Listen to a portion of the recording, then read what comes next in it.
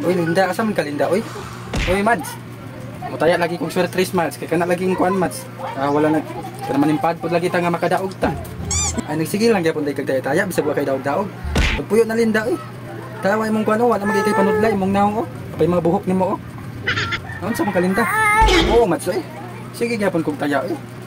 Ay sus, ay, unsa man ka Mads? Ay pasagdin lang na ang ako ang panglawas Mads, uy. Kay bago man ni harbat Mads, mao ni usuron. Oo, kanang katong padako-dako inana Mads ba? Sige lang ni, kay ma'am ni usuron. Sige po kag panaway Mads oy. Mas gwapa pa man siguro gani ko nimo. Di Mads oy, ari na ko Mads oy. Ay, basin og makadaog ta ani sa tuang numero nga 028 nga ato ang maintain. Ibrihan ti kag laki Mads, tibahala nimo. Sige ari na ko oy. Sa man to siya oy. Mura man to. Kabuangon na sa iyang surprise. Mura naman to. Lain na. Bahala ko siya.